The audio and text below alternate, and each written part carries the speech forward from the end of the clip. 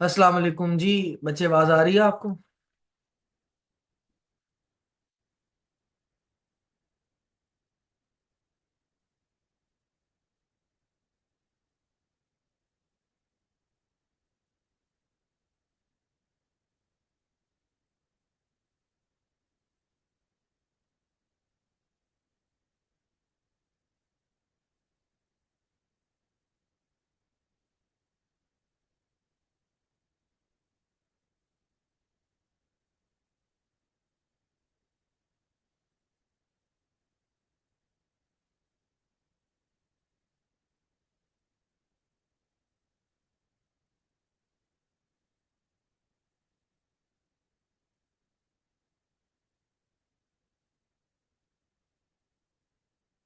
अच्छा जी, आज का पहला कॉन्सेप्ट जो हमने सीखना है वो है रिलेटिव मोशन।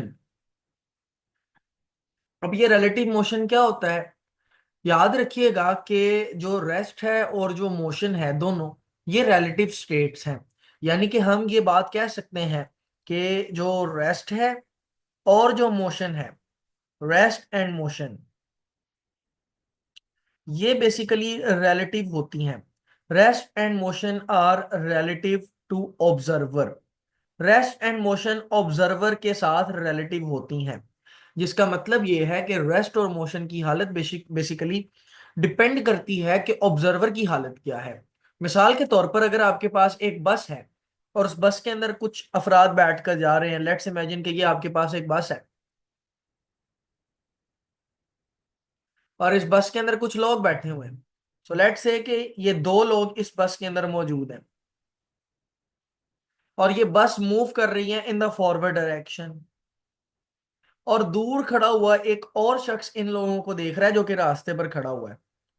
अब जब ये शख्स जो इनको ऑब्जर्व कर रहा है, उस बंदे के मुताबिक जो कि सड़क पर खड़ा हुआ है, इस बंदे के अकॉर्डिंग जो लोग बस के अंदर मौजूद हैं या पूरी बस वो मोशन में है।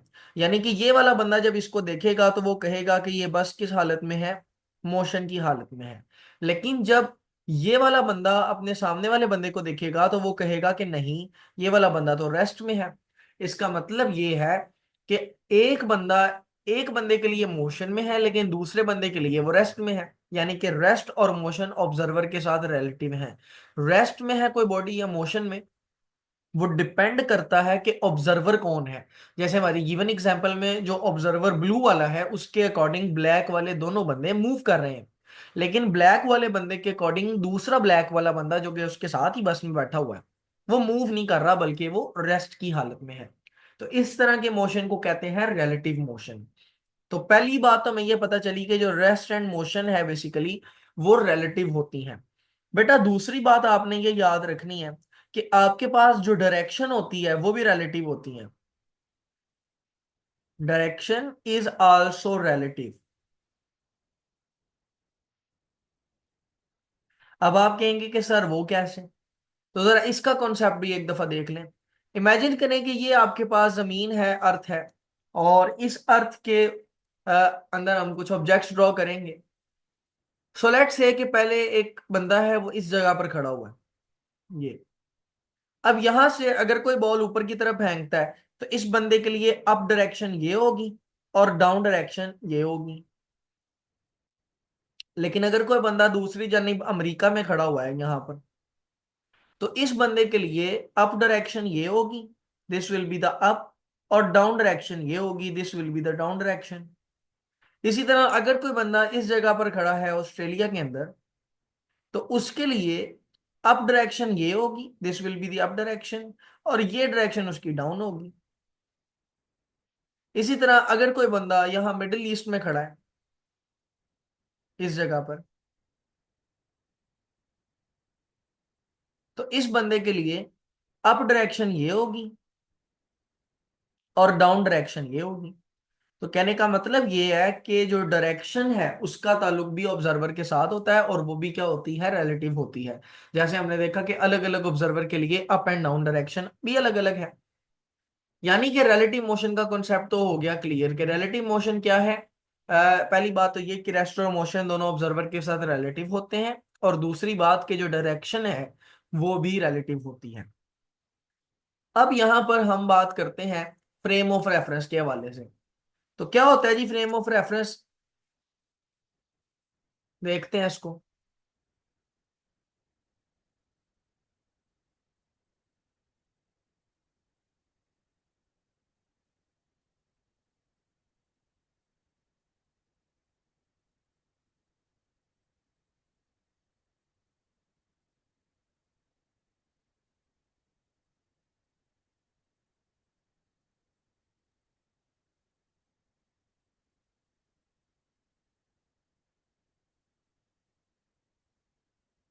देखिए बेटा, फ्रेम ऑफ रेफरेंस क्या है? फ्रेम ऑफ रेफरेंस है कोई भी कोऑर्डिनेट सिस्टम जिसके अकॉर्डिंग आप ऑब्जर्वेशन करते हैं। तो फ्रेम ऑफ रेफरेंस जिसको हम कोऑर्डिनेट सिस्टम भी कह सकते हैं। तो frame of reference is basically any coordinate system relative to which observation is made। तो कोई भी ऐसा कोऑर्डिनेट सिस्टम जिसके रिलेटिव आप ऑब्जर्वेशन करते हैं या फिर मेजरमेंट लेते हैं।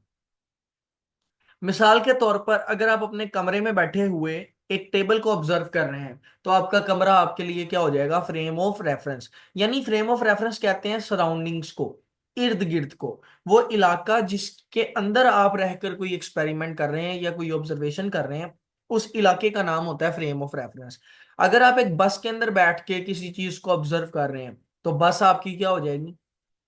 Frame of reference. एक पार्क के अंदर अगर आप बैठ के किसी झूले की मोशन को ऑब्जर्व कर रहे हैं, तो पार्क क्या हो जाएगी? Frame of reference. एक कमरे के अंदर बैठ के अगर आप किसी टेबल को स्टडी कर रहे हैं, तो वो टेबल आपके लिए क्या बन जाएगा? Frame of reference. तो याद रखिएगा कि बेसिकली फ्रेम ऑफ रेफरेंस किसको कहते हैं? फ्रेम ऑफ रेफरेंस कहते हैं किसी भी कोऑर्डिनेट सिस्टम को जिसके रिलेटिव आप ऑब्जर्वेशंस लेते हैं।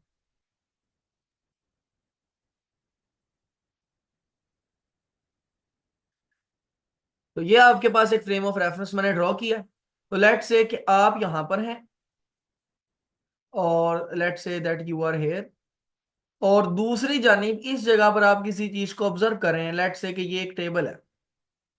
तो ये पूरा सिस्टम आपका क्या बन जाएगा? फ्रेम ऑफ रेफरेंस, क्योंकि आप इसके अंदर एक कोऑर्डिनेट सिस्टम है जिसके अंदर आप ऑब्जर्वेशन ले रहे हैं। तो इसलिए ये पूरा अब सिस्टम आपके पास क्या बन जाएगा? आपका फ्रेम ऑफ रेफरेंस, जिसमें आप सब जानते हैं कि आप इसको एक्स एक्सिस कह सकते हैं, आप इसको वाई एक्सिस कह सकते हैं, और आप इसको जेड एक्सिस कह सकते हैं। तो ये बात याद रखनी है आपने। और इवन ये कि आप इनको उल्टा भी कर सकते हैं। आप इनको एक्स कह लें, इसको वाई कह लें, और इसको आप जेड कह लें, इस तरीके से। तो ये आपके पास बन जाएगा एक कोऑर्डिनेट सिस्टम जिसको आप फ्रेम ऑफ रेफरेंस भी कहते हैं। चलें, फ्रेम ऑफ रेफरेंस का कॉन्सेप्ट अगर क्लियर है तो उसका स्क्रीनशॉट लें, फिर मैं आपको फ्रेम ऑफ रेफरेंस की दो टाइप्स बताता हूँ।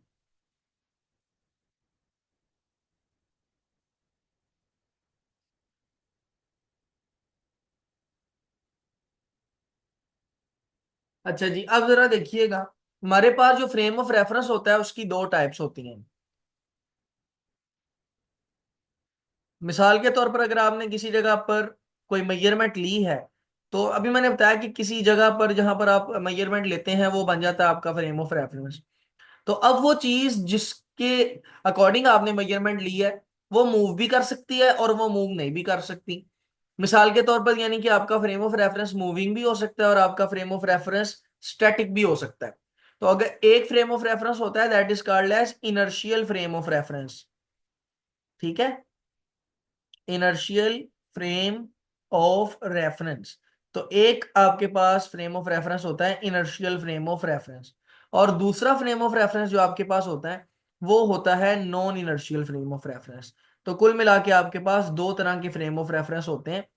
एक होता है इनर्शियल फ्रेम ऑफ रेफरेंस और एक होता है non inertial frame of reference. अब इन दोनों को आपने बड़े ध्यान से समझना है बेटा। देखें, जो आपका इनर्शियल फ्रेम ऑफ रेफरेंस होता है ना, बेसिकली ये एक ऐसा फ्रेम ऑफ रेफरेंस होता है जो आपके पास या तो रेस्ट पर पड़ा होता है या फिर मूव कर रहा होता है विद अ यूनिफॉर्म वेलोसिटी। अगर कोई भी चीज है, कोई भी फ्रेम ऑफ रेफरेंस है जो या तो रेस्ट पर है या यूनिफॉर्म वेलोसिटी पे मूव कर रहा होता है, उस फ्रेम ऑफ रेफरेंस का नाम हमने क्या रखना है? उसका नाम हमने रखना है इनर्शियल फ्रेम ऑफ रेफरेंस। तो इनर्शियल फ्रेम ऑफ रेफरेंस एक ऐसे फ्रेम ऑफ रेफरेंस को कहते हैं जो या तो रेस्ट पर होता है या फिर यूनिफॉर्म वेलोसिटी के साथ मूव कर रहा होता है। इन दोनों में खास बात यह है कि अगर बॉडी रेस्ट पर होगी तो एक्सेलरेशन जीरो होगी, और अगर बॉडी यूनिफॉर्म वेलोसिटी पे होगी तब भी एक्सेलरेशन क्या होगी, जीरो। यानी कि खास बात यह है कि जो इनर्शियल फ्रेम ऑफ रेफरेंस होता है वहां पर एक्सेलरेशन क्या होती है, जीरो होती है। चूंकि यहाँ एक्सेलरेशन जीरो होती है इसलिए हम लोगों ने इसका नाम रखा है non accelerated frame of reference, FOR। FOR से याद रखना है, फ्रेम ऑफ रेफरेंस। तो चूंकि यहाँ एक्सेलरेशन नहीं होती है, एक्सेलरेशन जीरो होती है, इसलिए हमने इसका नाम क्या रखा है, non accelerated frame of reference. अच्छा, अगली बात आपने ये याद रखनी है कि ये एक ऐसा फ्रेम ऑफ रेफरेंस है जहां पर न्यूटन के लॉ वैलिड होते हैं, और स्पेसिफिकली बात की जाए तो फर्स्ट लॉ की, Newton's first law is valid. यहां न्यूटन का फर्स्ट लॉ वैलिड होता है, यानी कि एज इट इज काम करता है जिस तरह नॉर्मल हालात में करता है। अब न्यूटन का फर्स्ट लॉ क्या है, न्यूटन का फर्स्ट लॉ ये है कि अगर कोई बॉडी रेस्ट पे है तो रेस्ट पे रहेगी, मोशन में है तो मोशन में रहेगी। शर्त यह है कि नेट फोर्स नहीं लगनी चाहिए। तो अभी आप देखें यहां पर एक्सेलरेशन क्या है, जीरो। तो चूंकि एक्सेलरेशन जीरो है, नेट फोर्स का फार्मूला होता है MA। तो नेट फोर्स आपकी आएगी M, एक्सेलरेशन है जीरो तो नेट फोर्स क्या आएगी, जीरो। इसका मतलब यह है कि ये एक ऐसा फ्रेम ऑफ रेफरेंस है जिसके अंदर आपकी एक्सेलरेशन क्या आती है, जीरो, और जिससे नेट फोर्स भी जीरो हो जाती है। और चूंकि नेट फोर्स जीरो हो जाती है तो फिर न्यूटन का फर्स्ट लॉ भी यहां पर वैलिड होता है। तो ये याद रखिएगा कि आपके पास इनर्शियल फ्रेम ऑफ रेफरेंस ऐसा फ्रेम ऑफ रेफरेंस होता है, पहली बात, जो या तो रेस्ट पे होता है या यूनिफॉर्म वेलोसिटी से मूव करता है। दूसरी बात ये कि उसका एक्सेलरेशन जीरो होता है। और तीसरी बात ये कि इसमें न्यूटन का first law of motion valid होता है। अगली बात आपने ये याद रखनी है कि अगर आप इनर्शियल फ्रेम ऑफ रेफरेंस की बात करें तो यहां पर बॉडी पर लगने वाली नेट फोर्स क्या होती है, जीरो। ये भी बात याद रखनी है आपने। अब अगली बात सबसे इंपॉर्टेंट है। अगर आप जनरली बात करें, जनरल यानी बहुत ज्यादा डीपली ना जाएं एक एक बात को, वो कहते हैं ना बाल की खाल ना उतारें, तो फिर जब आप गौर करेंगे तो याद रखिएगा कि जो अर्थ है, अर्थ, जमीन, धरती माता, ये है inertial frame of reference. Earth is inertial frame of reference, क्योंकि जमीन की एक्सेलरेशन भी तकरीबन जीरो है। यानी जमीन की रफ्तार बदलती नहीं है। यही वजह कि आप जब जमीन के ऊपर कोई चीज रखते हैं तो वो रेस्ट पर रहती है अगर रेस्ट पर हो, और अगर मोशन में हो तो मोशन में रहती है, अगर फ्रिक्शन को आप इग्नोर कर दें तो आप जनरली अगर देखें तो अर्थ कैसा फ्रेम ऑफ रेफरेंस है, इनर्शियल फ्रेम ऑफ रेफरेंस है।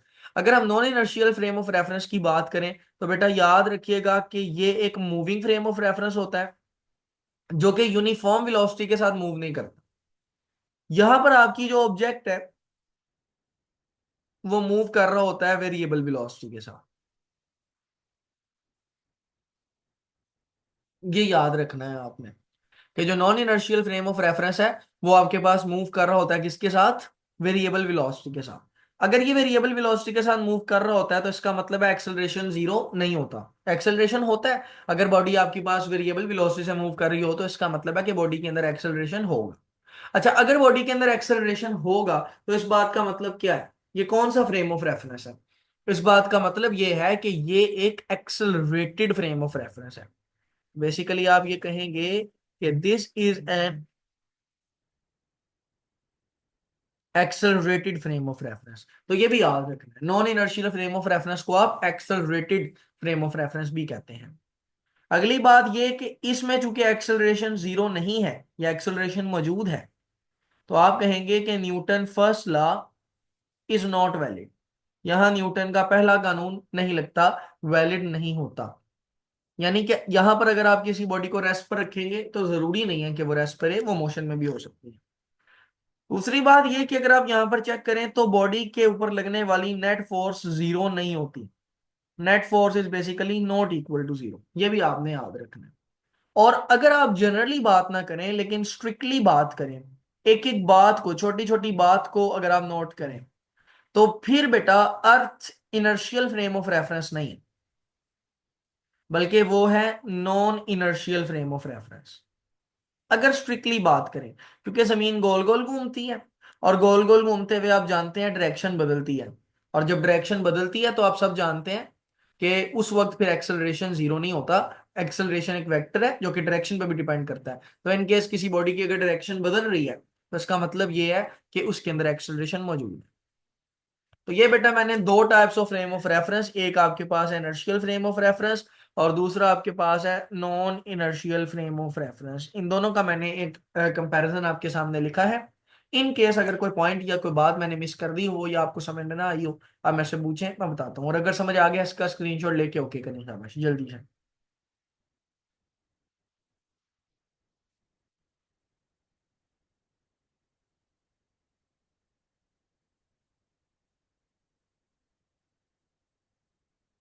Okay very good. तो आपको जो है वो इनर्शियल और नॉन इनर्शियल फ्रेम्स पूरी तरह से समझ में आ गए हैं। बेटा नेक्स्ट हमारा जो कॉन्सेप्ट है वो है रिलेटिविटी।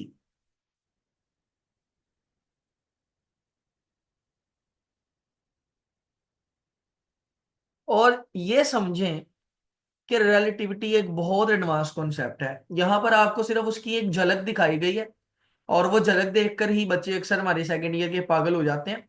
लेकिन याद रखिएगा कि रिलेटिविटी एक बहुत एडवांस कॉन्सेप्ट है। ये इतना एडवांस कॉन्सेप्ट है कि हमारे कई प्रोफेसर्स को ये नहीं आता। उनको सिर्फ बातें ही आती हैं, ये कॉन्सेप्ट नहीं आता रिलेटिविटी का। यूईटी के कई पीएचडी प्रोफेसर्स को रिलेटिविटी की हाउ नाउ भी नहीं है। इवन के उनको सेकेंड ईयर की रिलेटिविटी नहीं आती, एडवांस लेवल तो छोड़ दें। इतना ये टेक्निकल कॉन्सेप्ट है। तो इसलिए हम इसको जरा थोड़े से डिफरेंट अंदाज से पढ़ेंगे। अभी मैं आपको इसमें टाइम डायलेशन का कॉन्सेप्ट कल पढ़ाऊंगा, तो आप देखेंगे कि डिफरेंट अंदाज इसका किस तरह से है। अच्छा ये बात याद रखिएगा कि रिलेटिविटी आपके पास दो तरह की है। एक आपके पास है स्पेशल थ्योरी ऑफ रिलेटिविटी। ये रिलेटिविटी पूरी एल्बर्ट आइंस्टाइन ने बनाई थी। तो पहली आपके पास है स्पेशल थ्योरी ऑफ रिलेटिविटी। और ये साइंटिस्ट कह रहा हूं, एल्बर्ट आइंस्टाइन ने बनाई थी सन 1905 में, इन 1905, स्पेशल थ्योरी ऑफ रिलेटिविटी। और दूसरी फिर एल्बर्ट आइंस्टाइन ने बनाई थी जनरल थ्योरी ऑफ रिलेटिविटी।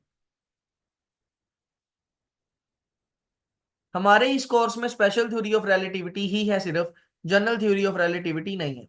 लेकिन मैं आपके सामने दोनों का एक मुख्तसर सा तारुफ रखूंगा ताकि आपको थोड़ी सी इंफॉर्मेशन हिस्ट्री के ऊपर भी हो और थोड़ी सी फिजिक्स के वाले से भी आपको बातें पता हो कि ये दो अलग अलग तरह की रिलेटिविटी है क्यों असल में। तो दोनों के ऊपर हम हल्की हल्की सी बातचीत करेंगे। बहरहाल देखिएगा, सबसे पहले हम देखते हैं कि स्पेशल थ्योरी ऑफ रिलेटिविटी क्या है। साइड बाय साइड एक कंपैरिजन बनाऊंगा, तो आई होप सो कि चीजें काफी हद तक आपके लिए सिंप्लीफाई हो जाएंगी।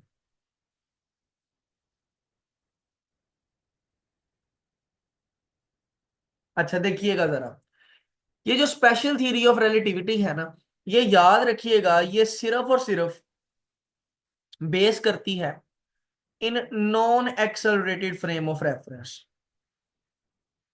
Non accelerated frame of reference कौन से हैं? तो अभी हमने बात की कि non accelerated frame of reference है basically inertial frame of reference. यानी कि ये सिर्फ और सिर्फ इनर्शियल फ्रेम ऑफ रेफरेंस के ऊपर बेस करती है। जबकि जो जनरल थ्योरी ऑफ रिलेटिविटी है, ये फंडामेंटली डील तो एक्सेलरेटेड के साथ करती है लेकिन बेसिकली ये समझाती सारे फ्रेम ऑफ रेफरेंस को है, ऑल फ्रेम ऑफ रेफरेंस। ये याद रखिएगा। यानी कि special theory of relativity inertial frame of reference के लिए या non accelerated frame of reference के लिए है, जबकि जनरल थ्योरी ऑफ रिलेटिविटी में आप इनर्शियल फ्रेम ऑफ रेफरेंस भी पढ़ सकते हैं और non inertial frame of reference भी पढ़ सकते हैं। दोनों फ्रेम ऑफ रेफरेंस इसके थ्रू हम एक्सप्लेन कर सकते हैं। सो ये आपने याद रखना। अब यहां पर ये बातें याद रखने के लिए बहुत जरूरी हैं। इसका नाम स्पेशल इसीलिए है कि ये स्पेशली सिर्फ एक फ्रेम ऑफ रेफरेंस के साथ डील करती है। और इसका नाम जनरल इसलिए है क्योंकि ये सारे फ्रेम ऑफ रेफरेंस के साथ डील करती है। ये बात आपने याद रखनी।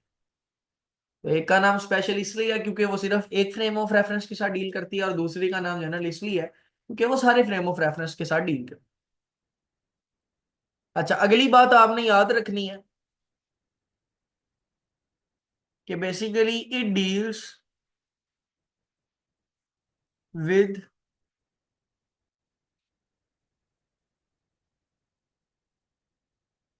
Invariance of speed of light. यानी पहली चीज ये कि ये स्पीड ऑफ लाइट की इनवेरियंस के साथ डील करती है, यानी कि speed of light her frame of reference में एक जैसी होती है। ठीक है, हर इनर्शियल फ्रेम ऑफ रेफरेंस में, चाहे आप कहीं भी हो, ब्लैक होल के करीब किसी भी जगह, वहां स्पीड ऑफ लाइट सेम रहती है, चेंज नहीं होती। इसको कहते हैं invariance of c, speed of light की इनवेरियंस। और दूसरी चीज जिसके ऊपर ये डिपेंड करती है वो है जी, आप उसको कह सकते हैं,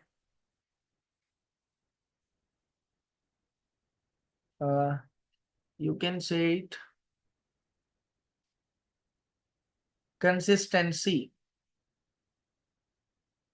ऑफ लॉज ऑफ फिजिक्स। यानी कि लॉज ऑफ फिजिक्स भी हर जगह सेम है। ऐसा नहीं है कि हमारी गैलेक्सी में लॉज ऑफ फिजिक्स कुछ और है और किसी दूसरी गैलेक्सी में लॉज ऑफ फिजिक्स कुछ और है। अगर यहाँ F is equal to m a होता है तो दूसरी गैलेक्सी में भी F is equal to m a होगा।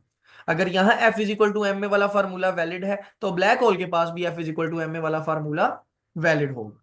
और अगर जनरल थ्योरी की बात करें तो बेसिकली ये डील करती है, ये बेसिकली एक्सप्लेन करती है structure of space time curve. ये स्पेस टाइम के कर्व को एक्सप्लेन करती है और ग्रेविटी को एक्सप्लेन करती है। Explains gravity through space time curvature. तो ये ग्रेविटी को एक्सप्लेन करती है through space time curvature, space time के कर्वेचर के थ्रू। तो ये बात भी आपने याद रखी। ये एक बेसिक्स इंट्रोडक्शन हो गया रिलेटिविटी का, जिसमें दो हिस्से हैं अभी हमने देखा। एक आपके पास बनता है स्पेशल थ्योरी ऑफ रिलेटिविटी और दूसरा आपके पास बनता है जनरल थ्योरी ऑफ रिलेटिविटी। इसका स्क्रीनशॉट लें, देन फिर हम आगे बढ़ते हैं और स्पेशल थ्योरी को डिस्कस करते हैं। इसके दो पोस्टुलेट्स को हम डिस्कस करते हैं। यहां तक को प्रॉब्लम को मसला मसाइल तो नहीं है?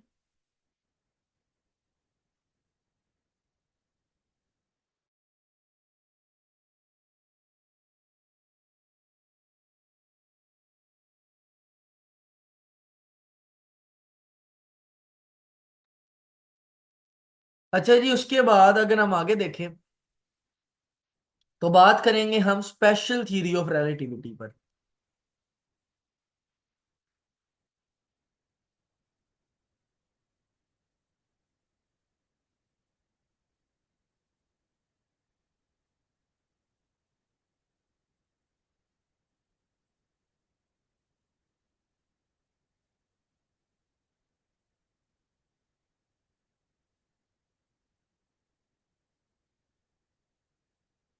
अच्छा, अभी अभी मैंने ये डेट्स वगैरह तो आपको बता दी कि ये दी थी 1905 में। और दूसरी बात मैंने आपको ये बताई कि बेसिकली ये डील करती है with non accelerated frame of reference. ये non accelerated frame of reference के साथ डील करती है, यानी ऐसे फ्रेम ऑफ रेफरेंस के साथ जो एक्सेलरेट नहीं कर रहा होता, यानी कि इनर्शियल फ्रेम ऑफ रेफरेंस के साथ बेसिकली ये डील करती है। चलें, ये याद रखिएगा, it deals with the non accelerated frame of reference. अब हम आगे चलते हैं। बेसिकली इसके दो पोस्टुलेट्स हैं जो आपको पता होने चाहिए, और दो पोस्टुलेट्स ही हैं सिर्फ एफएससी में, और कुछ नहीं है। दो पोस्टुलेट्स हैं बेटा। पहला पोस्टुलेट है कि laws of physics are same in all frame of reference. यानी कि फिजिक्स के कवानीन हर फ्रेम ऑफ रेफरेंस में सेम रहते हैं, चेंज नहीं होते। चाहे आपका frame of reference uniform velocity से मूव कर रहा हो, चाहे आपका फ्रेम ऑफ रेफरेंस रेस्ट पर हो, आपके लॉज ऑफ फिजिक्स सेम रहेंगे, चेंज नहीं होंगे। ठीक है। दूसरी बात ये कि speed of light is a universal constant. Speed of light पूरे यूनिवर्स में कांस्टेंट है, यूनिवर्सल कांस्टेंट है। जिसका मतलब ये है कि अगर आप इस गैलेक्सी की बात करें, यानी कि मिल्की वे गैलेक्सी, जो कि हमारी अपनी गैलेक्सी है, जाती मलकियत है हमारी, वहां पर स्पीड ऑफ लाइट है 3 × 10⁻⁸मीटर्स पर सेकेंड, जिसको आप 3 लाख मीटर पर सेकेंड भी कह सकते हैं। ये हमारी गैलेक्सी में स्पीड ऑफ लाइट है। लेकिन आप गौर करें कि यही स्पीड ऑफ लाइट मिल्की वे में भी है। यही स्पीड ऑफ लाइट एंड्रोमेडा में भी है। यानी कि स्पीड ऑफ लाइट एक यूनिवर्सल कांस्टेंट है, ये भी याद रखना। तो basically special theory of relativity में एफएससी लेवल पर और कुछ नहीं है, यही चंद बातें हैं। हाँ, इसके बाद इस स्पेशल थ्योरी ऑफ रिलेटिविटी के कुछ अफेक्ट्स हैं, कुछ असरात हैं स्पेशल थ्योरी ऑफ रिलेटिविटी के। उन इफेक्ट्स के ऊपर बात कर सकते हैं हम। बेटा पहला इफेक्ट उसमें से है टाइम डायलेशन। टाइम डायलेशन असल में होता क्या है कि वो लोग जो बहुत तेज रफ्तार से मूव करते हैं, वो लोग जिनकी स्पीड बहुत ज्यादा होती है, उनके लिए वक्त स्लो गुजरता है। और जो रेस्ट पर होते हैं या जिनकी रफ्तार कम होती है, उनके लिए वक्त तेज गुजरता है। मैं एक मिसाल देता हूं। लेट्स से कि दो जुड़वा बच्चे हुए। मैं इधर आपको ये बात समझाता हूँ। दो जुड़वा बच्चे हुए, ये आपकी अर्थ है।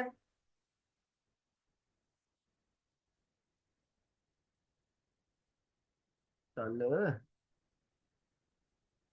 ये आपकी अर्थ है, यहाँ दो जुड़वा बच्चे हुए, एक ये और एक ये। दोनों की उम्र 0 ईयर्स, 0 साल।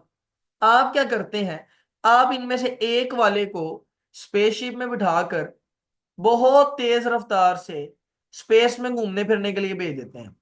चल भाई, घूम फिर के आ जरा स्पेस में। बहुत तेज रफ्तार से ये घूमता फिरता रहता है, घूमता फिरता रहता है, घूमता फिरता रहता है।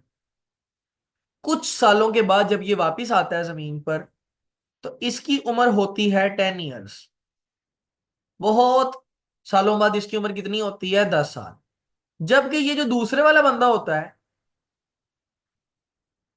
ये जो जमीन पे ही रहा था, वो कहीं गया नहीं था, इसकी उम्र होती है 50 साल। बेसिकली इस बात का मतलब क्या है, थे तो दोनों जुड़वा, दोनों तो इकट्ठे पैदा हुए थे, तो एक 10 साल का कैसे है और एक 50 साल का कैसे है? असल में ये जो 10 साल वाला है, ये बहुत हाई स्पीड पर ट्रेवल करता रहा है। और चूंकि ये हाई स्पीड पर ट्रेवल करता रहा है, तो इसके लिए टाइम हो गया था स्लो। यानी बाकी के लिए जहां 50 साल गुजरे, इसके लिए सिर्फ और सिर्फ 10 साल गुजरे। इसको कहते हैं टाइम डायलेशन। क्या कहते हैं? Time dilation.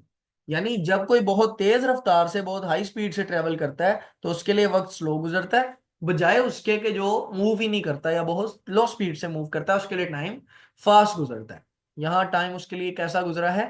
फास्ट गुजरा है। ये बेसिकली होती है टाइम डायलेशन। और उसको बहुत अच्छे तरीके से इंटरस्टेलर मूवी में शो किया गया था। अगर आप इस चैप्टर का हकीकी मजा लेना चाहते हैं ना, तो मैं आपको ये रिकमेंड करूंगा कि आप किसी फ्री टाइम में ये मूवी देखें, इंटरस्टेलर। हिंदी में भी है और वैसे ये इंग्लिश मूवी है, तो इंग्लिश में ज्यादा मजा आएगा। इंग्लिश में देखें। बिल्कुल फैमिली मूवी है, बच्चों वाली है। मतलब इसमें एक एस्ट्रोनॉट होता है, वो अपनी बेटी को जमीन पर छोड़कर चले जाता है इंसानियत को बचाने के लिए। तो जब वो वापस आता है, तो उसकी बेटी बूढ़ी हो जाती है और वो जवान ही रहता है। तो आप ये मूवी देखिएगा, इंटरस्टेलर। और आपको फिर ये वाला चैप्टर बहुत अच्छे तरीके से समझ में आएगा, और इसको जरूर देखना है आपने। ठीक है, इसको ये शुरू में अगर बोरिंग लगे भी, तो आपने इसको कंप्लीट देखने की कोशिश करनी है। और जब एक दफा आपको ये मूवी समझ आ जाएगी ना, तो यकीन माने फिर आप फैसिनेट हो जाएंगे इस मूवी से। तो आपको फिर और कोई मूवी जल्दी पसंद नहीं आएगी। तो ये जरूर देखिएगा इस चैप्टर को अच्छे से समझने के लिए। तो बहरहाल हम फैक्ट्स के ऊपर बात कर रहे थे। तो थ्योरी ऑफ रिलेटिविटी का एक आपके पास अफेक्ट है टाइम डायलेशन। बेटा दूसरा फैक्ट आपके पास है लेंथ कॉन्ट्रैक्शन। होता क्या है कि जब आप बहुत ज्यादा स्पीड पर जाते हैं, तो आपकी लेंथ कॉन्ट्रैक्ट हो जाती है। यानी कोई स्पेसशिप है या बंदे हैं, वो उनकी लेंथ छोटी हो जाती है, वो कॉन्ट्रैक्ट हो जाती है उनकी लेंथ। और दूसरा है आपके पास मैस गेन हो जाता है, मैस ज्यादा हो जाता है। और इसके लिए एग्जैक्ट जो लफ्ज बोला गया है, उसको आप कहते हैं मैस वेरिएशन। हाँ जी, मैस वेरिएशन। मैस इंक्रीज हो जाता है। ये तीनों बेसिकली किसके असरात हैं? ये तीनों असरात हैं थ्योरी ऑफ रिलेटिविटी के, स्पेशल रिलेटिविटी के। यानी स्पेशल रिलेटिविटी की वजह से हम टाइम डायलेशन को समझ पाए, स्पेशल रिलेटिविटी की वजह से हम लेंथ कॉन्ट्रैक्शन को समझ पाए, और स्पेशल रिलेटिविटी की वजह से हम मैस वेरिएशन को भी समझ पाए। जी। बोले बेटा समझ आई कि नहीं आई बातें जो मैंने बताई हैं?